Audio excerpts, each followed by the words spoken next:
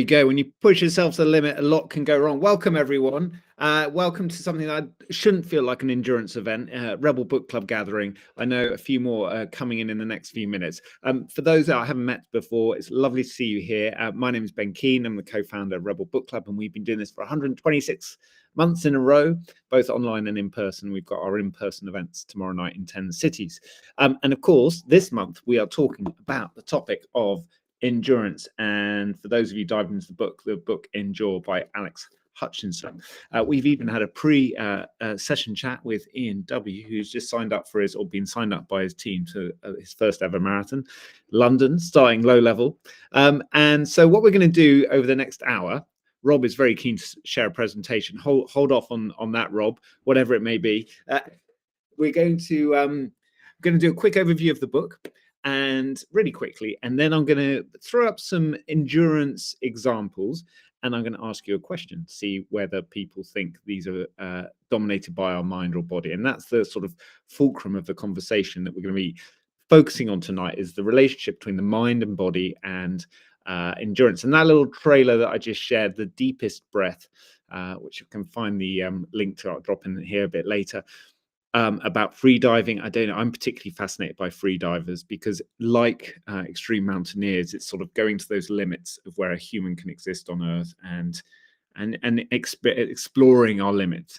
And I'm fascinated by people's motivations as much as their ability to do it. It's like, why do we want to push ourselves? That's the question. Some of us, as we've seen in the conversation this month, Rebel Book Club online, people think it's mad, and some of us really love it. And so that's where we're all kind of meeting.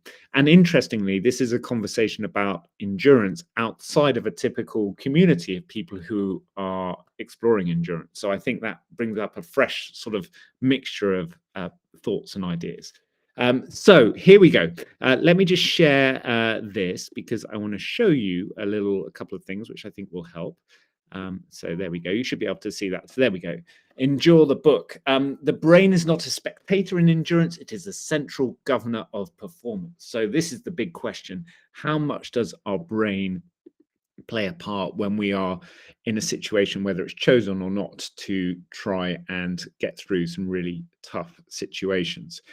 Can the brain really trick the body? And the key sort of takeaway lessons from the book, if we're going to do a sort of overview, is that yes, according to Alex's research as a neuroscientist, the brain can fool the body up to a certain point, and the belief in what you're doing, the mission and why you're doing it, matters as much as your physical ability, your human biology to do it.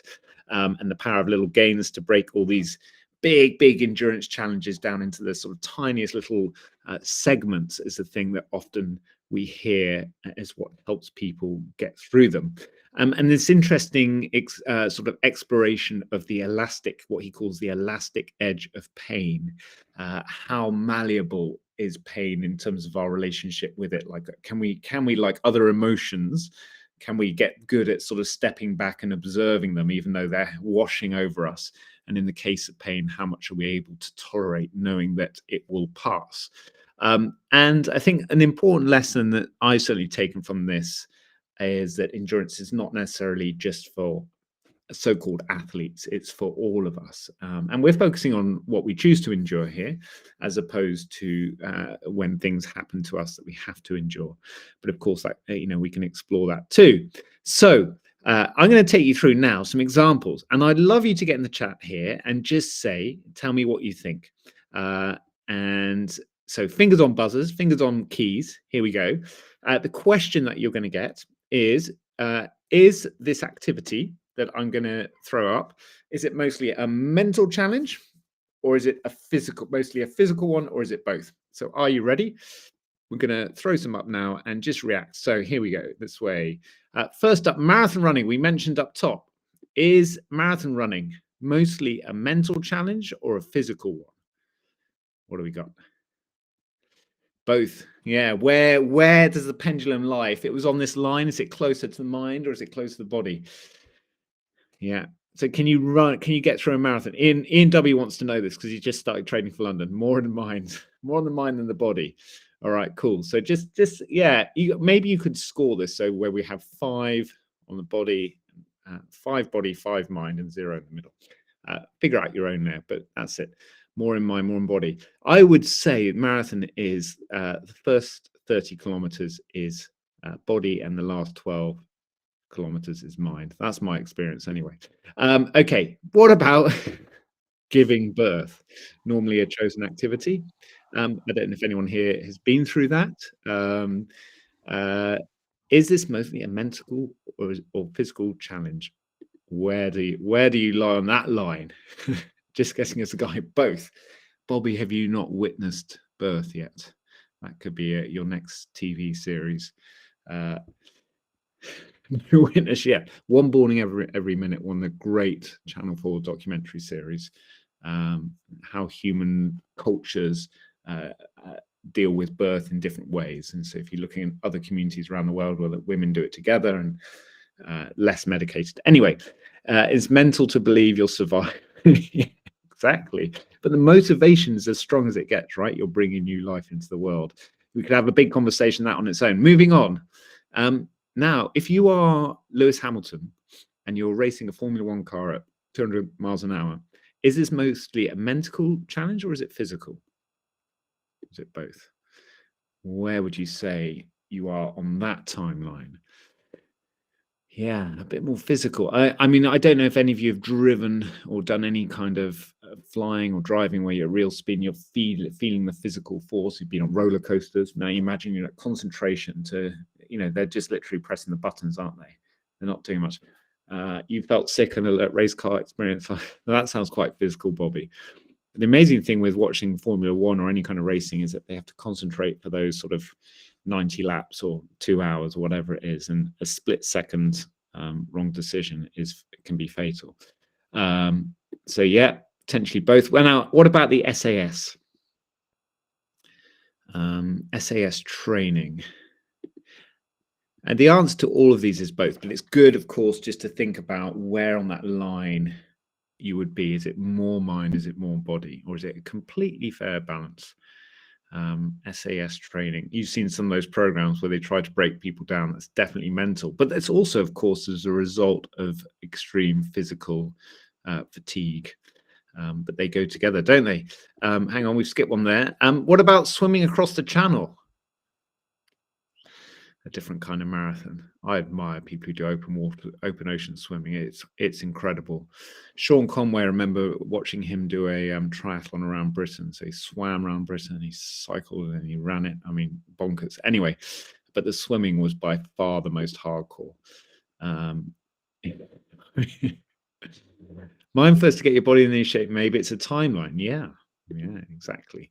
Now, free climbing. We're going to chat with Tom from Tempest 2 in a minute, who's done some great climbs. But when you're free climbing and you're not relying on kit, Free Solo being a great documentary on this, how much is it your mind that gets you up the rock face versus your ability for your fingers to cling on whilst they're getting cramps and you're in the crack of the rock for hours? Leaning to mental. Once body is fit, 100% mine, says Tom, who's had some experience. 100%. So you can go up there with a sort of okay, we're gonna hear your point of view in a second. Well, before we do, let's do one more.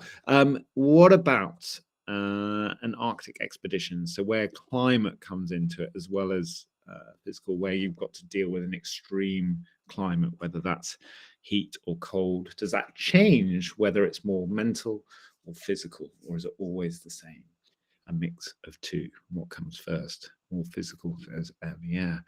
So these are some different endurance challenges to think about. And I think even by your very brief, quick answers, we know it's a mixture of the two. The question is, what comes first?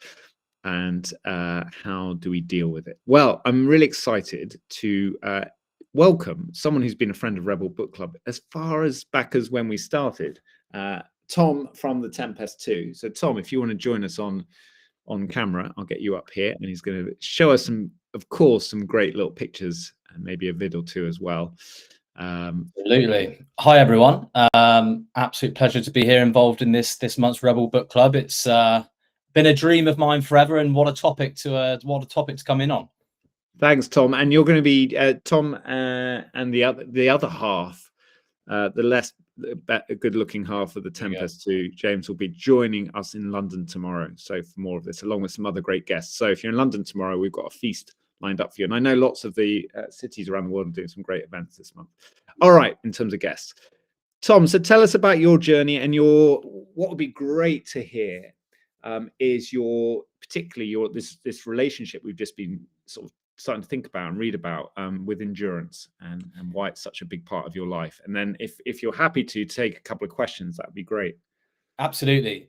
Firstly, to echo that, thanks for having me. Absolute pleasure to be here. I'm really excited to be, sharing some of my thoughts on mindset and how big endurance feats can really impact our lives in a positive way. And to give you a bit of background, so I've spent the majority of my career alongside James, my co-founder of the Tempest 2, completely obsessed with human potential. What are we all capable of? What holds us back? What helps us grow? And this month's book by Alex Hutchinson, I read many moons ago actually, and I had to do a bit of a refresher over the weekend. But it very much echoes something that the Tempest 2 we're firm believers in. That really the mindset and the mind is our greatest tool that we have. And like any tool, it can be sharpened through certain techniques. And, what gives me the right to be sat here, with you this evening, talking to you about this. But let me kind of give you a bit of background and hopefully you'll see the link. So rewinding back to 2015, I sent one of my friends, James, some drunken text messages that eventually led to us jumping into a 6-meter rowing boat and trying to row 3,000 miles from the Canary Islands all the way to the Caribbean. The biggest obstacles we faced initially were that neither James or I had ever rowed. We'd never sailed. We had no experience in adventure. We'd barely done a 10K. And when we told everyone about our grand plans, we were laughed at. We were told, we can't do that. We're not capable enough. We're not strong enough. It's arrogant. It's dangerous, and everything in between. We spent 54 days together, completely alone on this tiny boat crossing the Atlantic Ocean in a feat of endurance that ultimately would completely change our entire lives. And every single day on this boat, we would have to overcome obstacles. We went through a fully fledged hurricane, spending 3 days in the cabin, being barrel rolled and pushed back towards Africa. We went within about 500 meters of an oil tanker that almost smashed us in half. We got capsized in the middle of the night. Everything that could have gone wrong went wrong. And at the time, we were kind of sat there thinking, why is all this stuff happening to us? All we want is a nice, easy kind of row across the Atlantic. But looking back now, it's these big moments, these huge barriers of adversity that actually sharpened us mentally and allowed us to, come back to London and change our lives in form of a career, which I'll come on to. And after 54 days of going through absolute hell, of exhaustion, of sore muscles and fatigue and pure fear, we arrived into the Caribbean, into Barbados, into a tiny port. And the feeling of elation after coming out, enduring something for so long was incredible. And we had the physical changes were obvious. We had the beards, the tan, the weight loss. But really, when we touched land in the Caribbean, something profound had changed within us. We'd actually realized what we were capable of. We'd realized that, we are two ordinary people, but we've gone and done something extraordinary, and we developed this growth mindset. And we distill this down to something that we're really firm believers in, that when we touch land in the Caribbean, we'd essentially remove the word can't from our vocabulary. So we came back to London, we left our jobs, and we took the Tempest 2 full time, much to the dismay of our now wives, that we were going to become professional adventurers, as stupid as that sounds. And for the last 10 years, James and I have done two things. The first thing is we continue to push ourselves in the world of adventure to try and prove that mindset is everything. And we challenge ourselves in completely new disciplines every time. We rode an ocean, shock horror, we've never rode again. We've taken on a huge adventure triathlon through Patagonia, a monster cycle into a world record attempt ultra run through the glaciers and the ice fields of Patagonia, and a world first stand-up paddleboard through the glacial lakes. We rode motorbikes from London down through the Sahara the day after passing our test. We learned in 4 days and then left.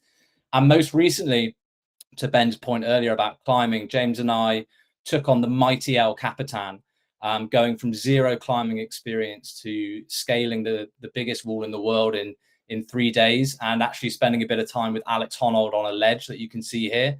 That is a man whose mindset is not normal, I promise you, but that's a whole nother story. And the second thing we do is we take these learnings from adventure, these big things that we find out about ourselves, and we go and embed them in the world's biggest and best organizations.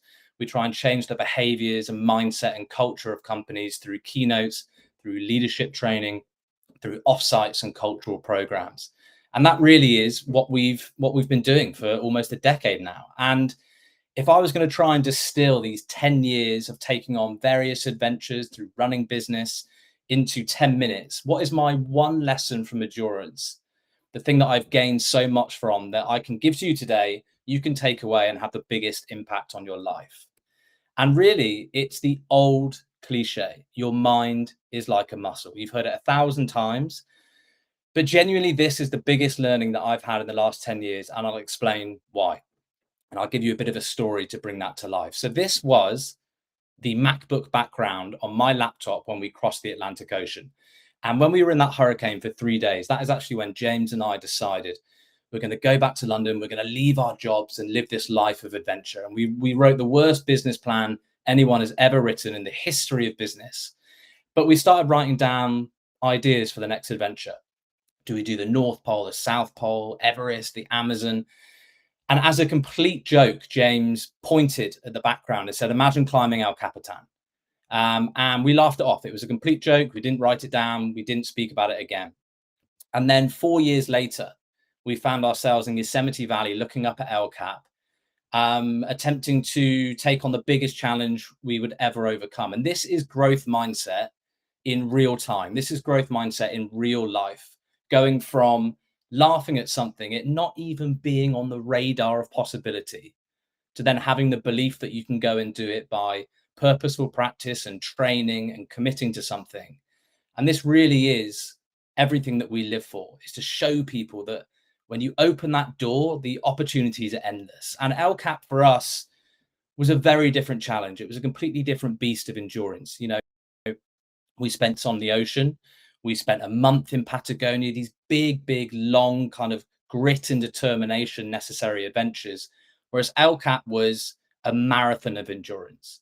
We were there for 72 hours vertical. We climbed for 64 of those hours.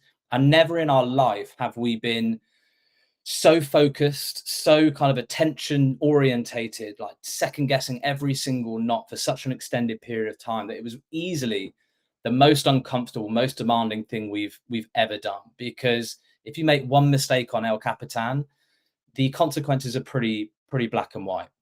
But what was so fascinating about the climbing adventure more than any other was essentially the constant presence of fear. We were so anxious, we were so nervous every time we would train for 18 months, because we were having to learn so much so quickly that every single training session was way outside our comfort zone. But what was fascinating is the more risks we took, the harder it got, the higher we got up on El Cap on those 3 days, the more comfortable we became. And really, this goes back to that mind is like a muscle. And we've been told for decades by the David Goggins of the world, the Jocko Willinks, you know, all these non-fiction books about adventure and SAS and mindset that Ben mentioned. Get outside your comfort zone, go and do tough things, no pain, no gain. All these things that we've just been thrown for years and years and years. And even though I am a firm believer in it, I've seen kind of what you do gain from going through tough things and pushing yourself. It's always been very anecdotal. It's always been, okay, I guess it works, but why does it work? And the biggest thing that we've ever had in the last 10 years, it actually comes from a study that we saw last year. And it's all about a part of your brain called the anterior mid-cingulate cortex, the AMCC for short.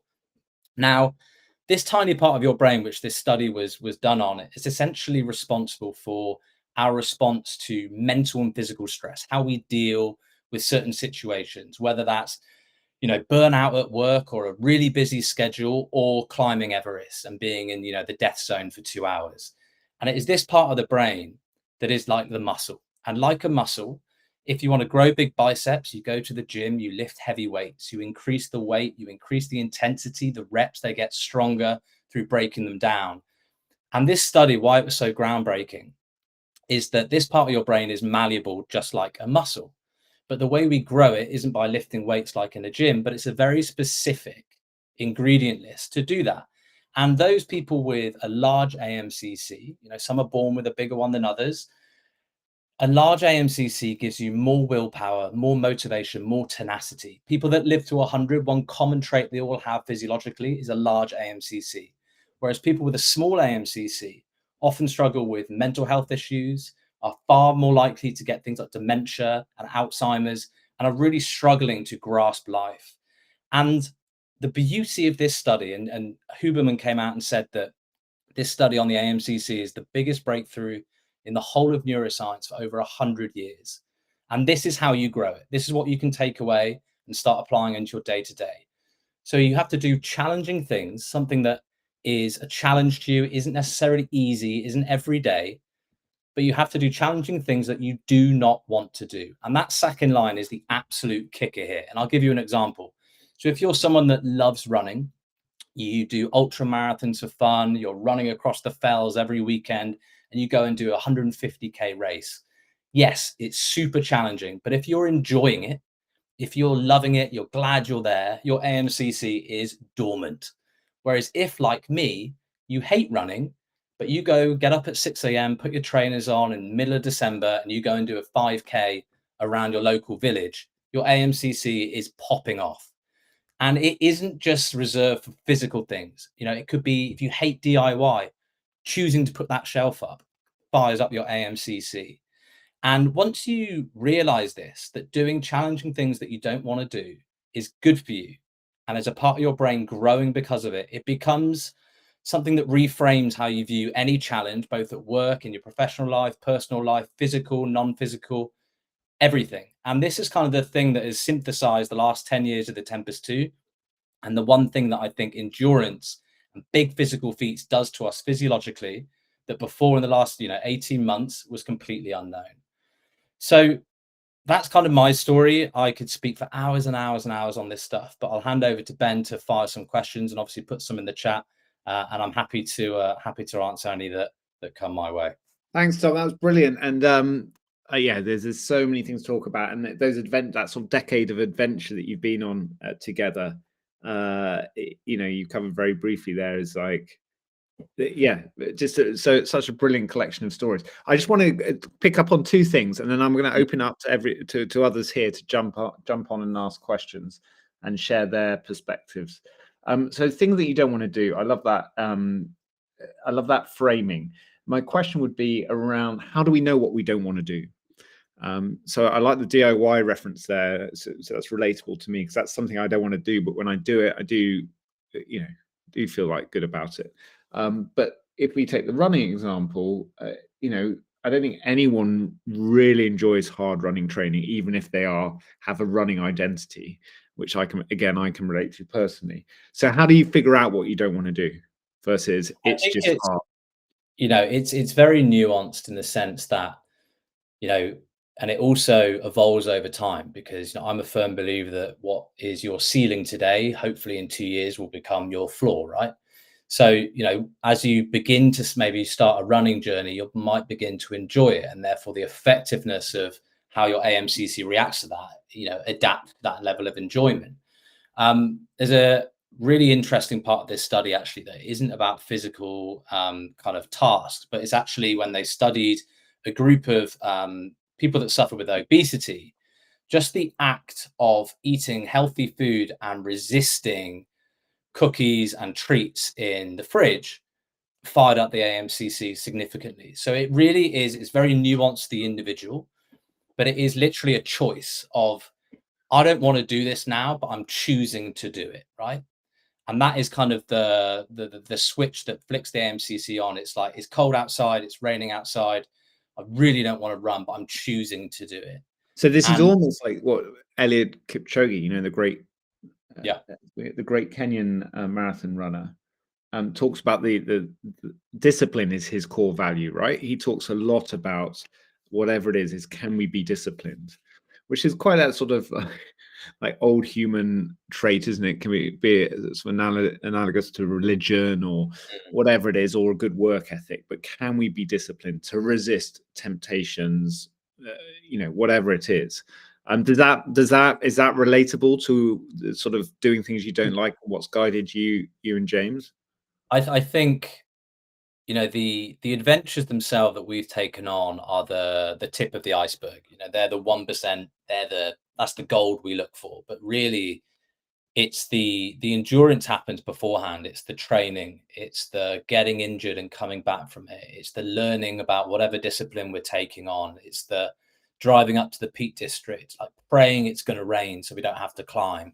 Like that really is the endurance. And the climb is such a unique one because on all the other adventures, once we pushed off land on the boat, we were gone. There was no back door. On Patagonia, same thing. We were so remote. We were out in the wilderness. There's no back door. You've just got to keep going. Whereas the climb, it was the training that was the hardest part. It was that discipline of getting up and knowing I'm going to have to go and climb something that I'm really, really scared of today. I'm going to have to push myself and do things that I haven't done yet. And really, that is our biggest weapon there is actually each other. And I think that's a big learning in endurance. Anything you take on, whether it's running a startup for 10 years, is having people around you or a person with you to hold you accountable. That is certainly something that, I wouldn't go and climb El Capitan on my own with some random. I get the enjoyment of going through endurance with a friend. So it's definitely something we always recommend when people ask us, I want to take on an adventure. What's the first thing I should do? Find someone who you really get on with and do it with them, because those are the stories you want in the pub 10 years later. Have an endurance buddy. And one more question for me, and then I'll open up the floor. Is choosing to take on endurance activities, and I've done my fair share, not to the level of what you've just done, but you've just shared with us. But is it a privileged thing as a human? Because and why do we need it, right? There's so many challenges. Like, modern life isn't straightforward, and I don't know if it ever was for humans, but it feels right now that it's complicated and it's hard, and that's even those of us with a privileged position to be in, taking time to learn about topics we're interested in, choosing to go on adventures, trying to find the funding to make those things happen.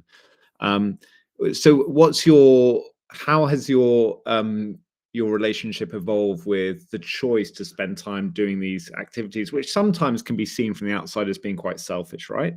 Mm-hmm. I'm not pointing my finger at you or James, but that there is a perception that going off on endurance challenges is that the best way to have a positive impact on the world? What's your relationship with that kind of framing of endurance?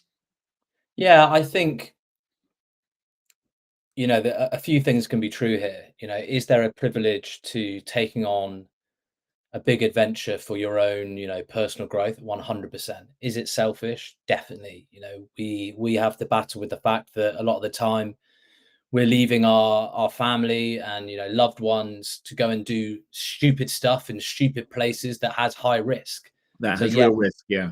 the definition of selfish, really. But I think for us, there is also levels of endurance that are completely stripped of privilege. And, we're looking very much at going and doing glitzy things in glitzy places with glitzy content on Instagram. But really, if you look at a lot of the most successful people in the world, one common trait they all have is they've endured something tough.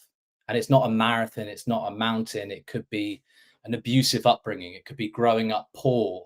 The amount of startup founders in the unicorn status in the US that are immigrants is enormous because they've gone through tough times. They've seen what it is to struggle, and their brains are different because of that. They have this appetite to go and push themselves and to endure pain and suffering, even if it isn't a startup with free coffee. It's the same thing in our mind. But it's the neurodevelopment of that muscle in the brain combined with their motivation. Yeah.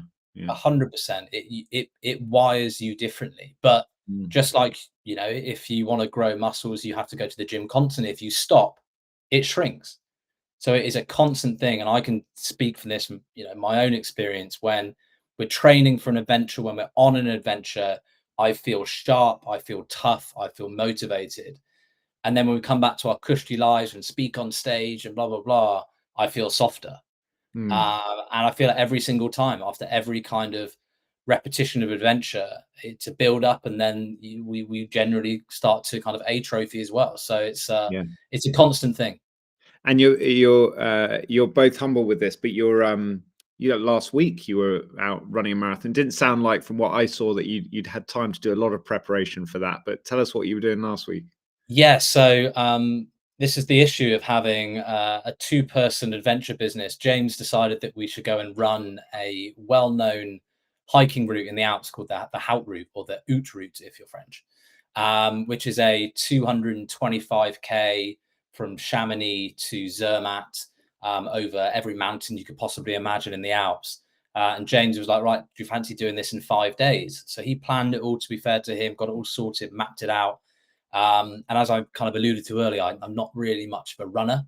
It's not kind of my bag. So yeah, I went to start training 6 weeks out, got injured about a week in. So went into it completely untrained. And 3 back-to-back ultra marathons over multiple mountains and stuff. It was absolutely brutal. But there was also, it was a weird one, because you'll be doing, an ultra marathon, but then you'll be stopping for tartiflette in a restaurant halfway. So there was some creature. That's the most justifiable tartiflette. Yes, exactly. Right? Exactly. You've done 30 kilometers in the morning. All right, I want to break that down with you a bit more tomorrow night, but let's not indulge that right now. Who else has got a question or two for Tom, or share your own story and reflection on endurance? Feel free just to unmic and jump in.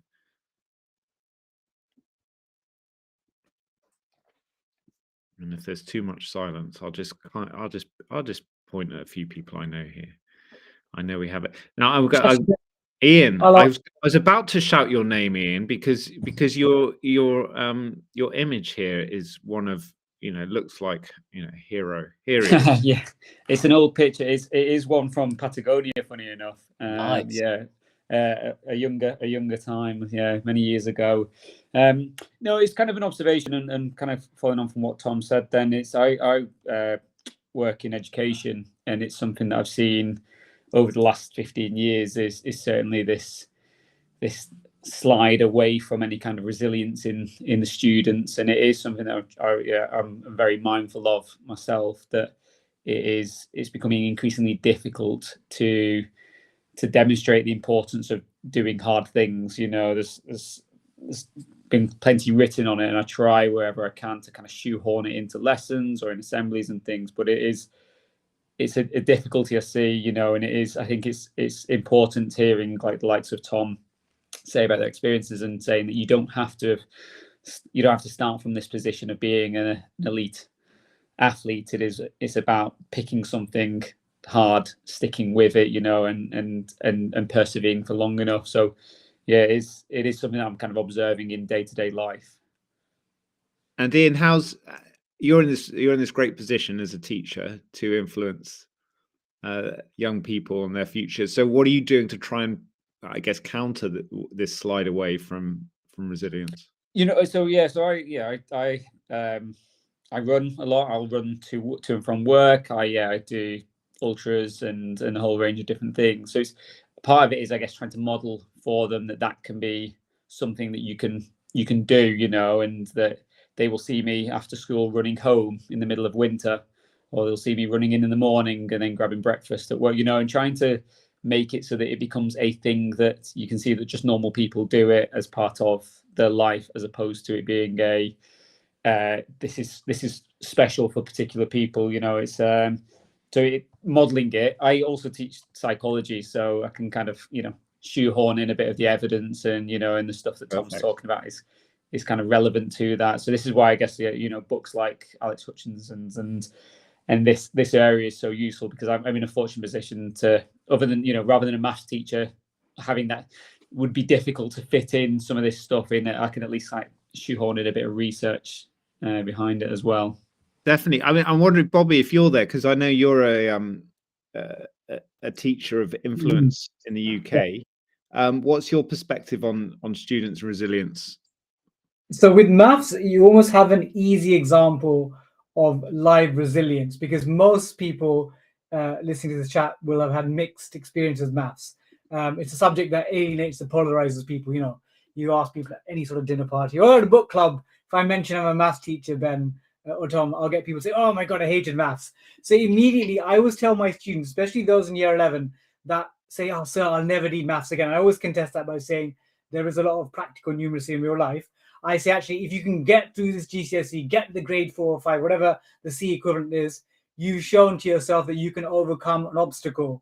In fact, like Tom, now I will mention, I'll actually now probably bring up that diagram of the ANCC, because I've always told my students that actually by getting through GCSE, one, you can progress up the ladder, but it means that in future life, I've always told them, it means that they know that if they've got other tough times, it could be in their work, it could be in their relationships, they've overcome something really difficult that they didn't like, which was maths. So now I'm going to actually bring up the ANCC. So you've actually added to my lessons. There you go. Lesson plan done. Yeah.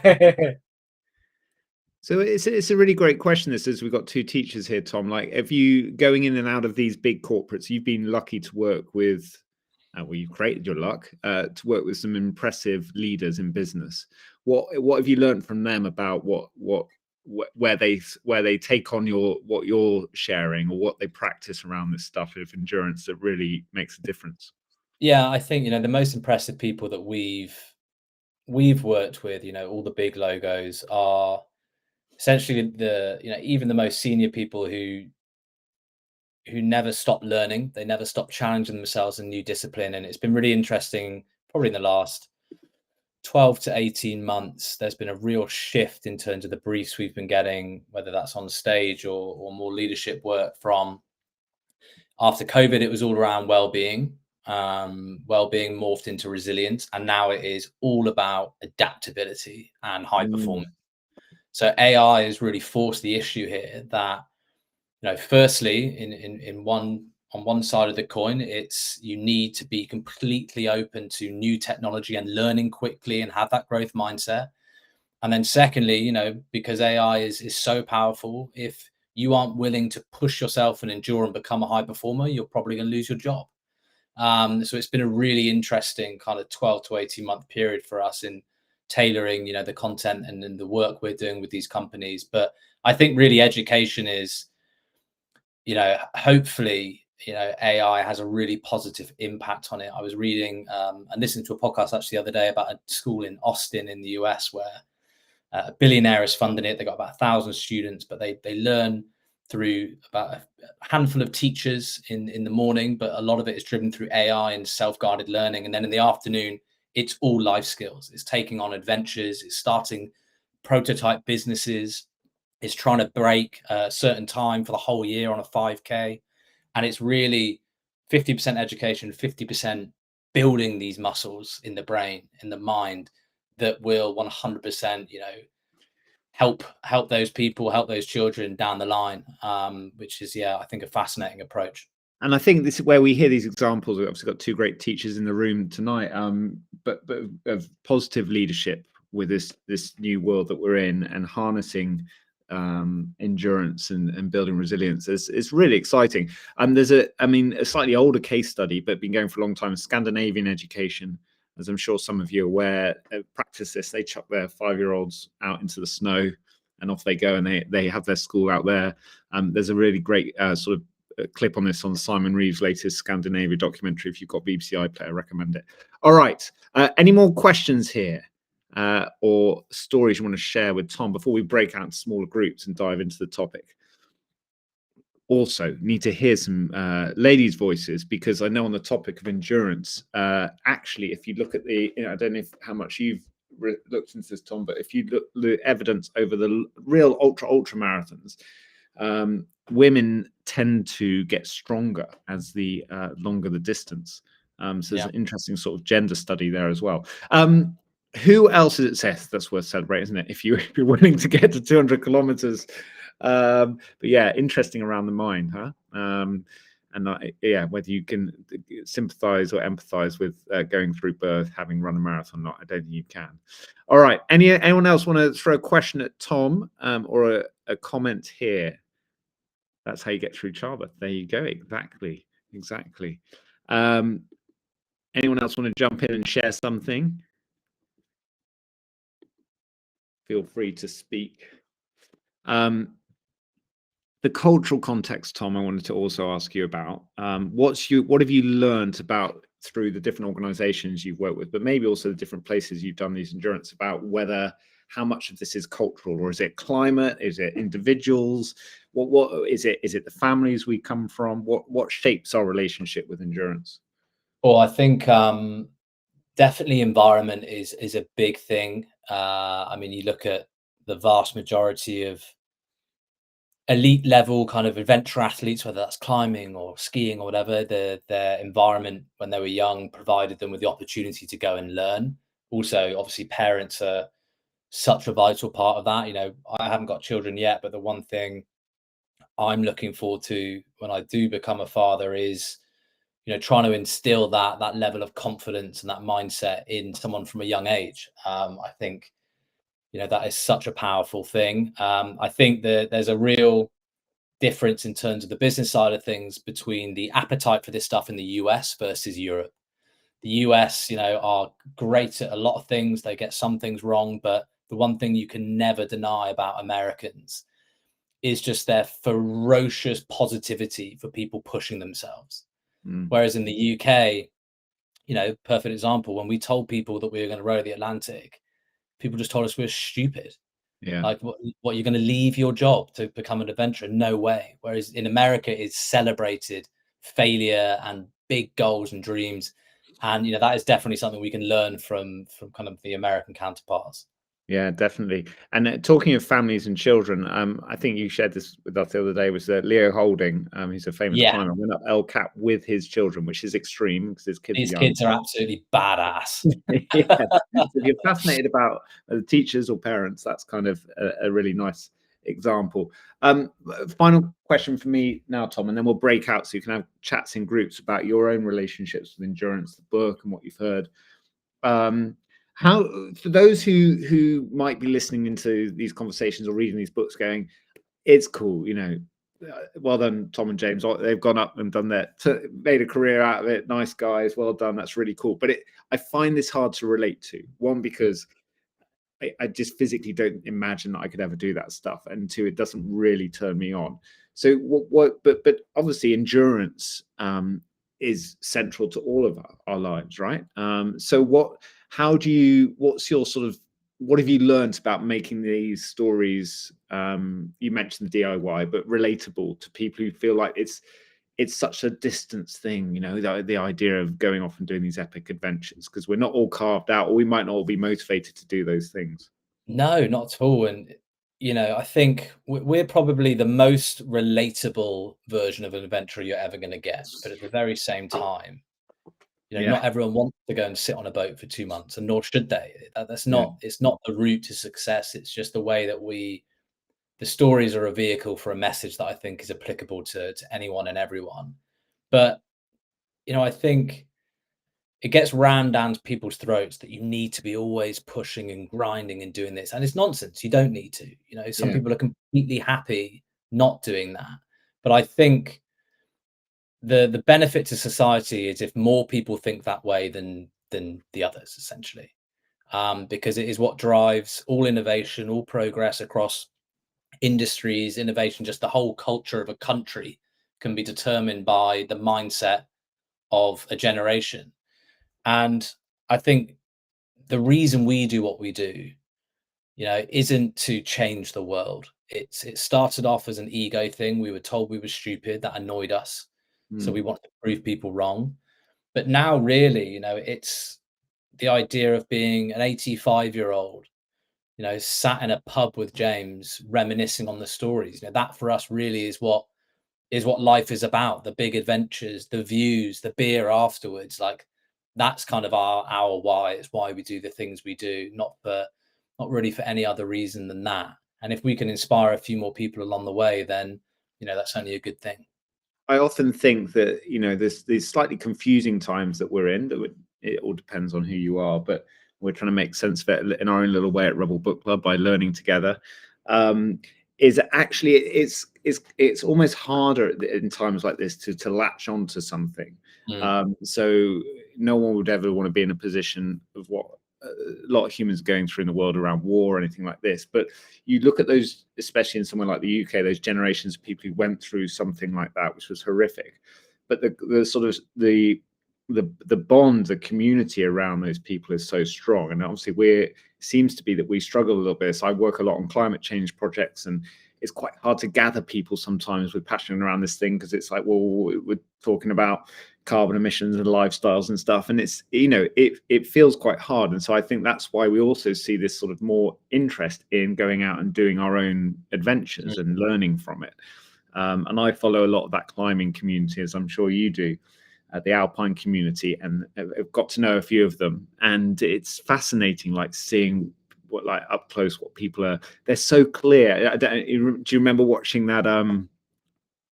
The guy broke his leg. What was his name? Back in the 80s, who fell down the crevasse. Oh God, what was he called? Touching the Void. Joe Simpson, Touching the Void, which is like, if you've never seen this documentary, it's one of the great, like, I think one of the great documentaries, whether you like climbing or not. He breaks his leg on top of the mountain as a young man. He's with his mate, a bit like you and James, and his mate decides to cut the rope that he's hanging off the end of it as he's trying to lower him down the mountain, which is like the number one thing you don't do when you're climbing together, is cut the rope that your mate's hanging off.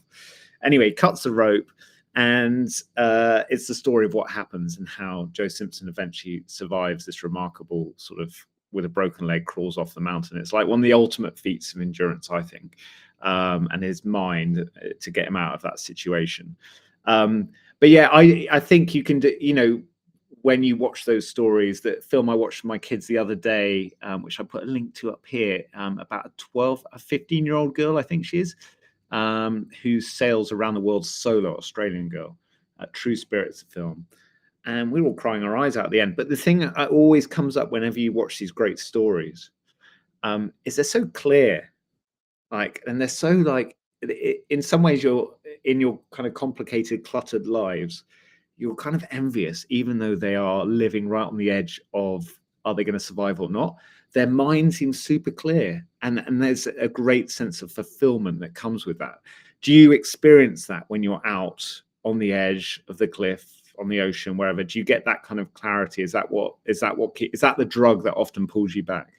It is, and I think it's interesting because I think people presume that you are either, there's two camps. There is either the capitalist camp, where you work your whole life for money and material things, and then there is this adventurer type where you don't care about money, you live out of a van just because you love climbing and you want to travel the world. But really, you can be both. I'm definitely both. You know, I have this obsession now with going and doing great things in great places, but I also absolutely love working with businesses.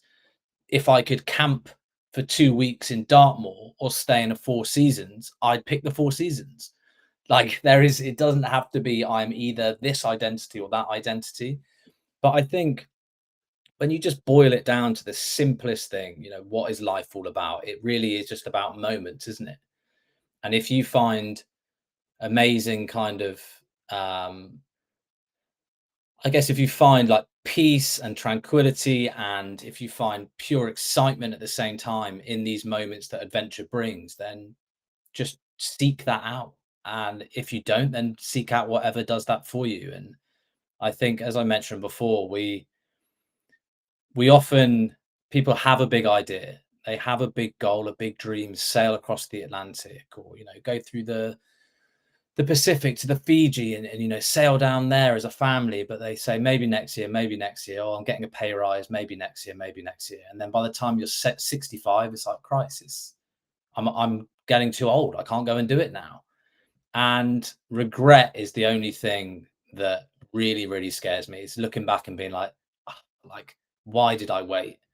And there is nuance to that and idiosyncrasies with people's lives and family and everything. But that is really what we're seeking to do, is just fill a book full of chapters. And that's basically it. Well, you're certainly doing that. And you just touched on that beautiful topic of the spiritual journey as well, and our relationship with nature, which arguably is is one of the reasons we're in such a mess at the moment, because it's been broken. Right, quick question from Renee, and then we're breaking out into rooms, okay? So we want to make sure you guys connect for 15 minutes. Has your exposure to extremes caused you to be bored by the everyday?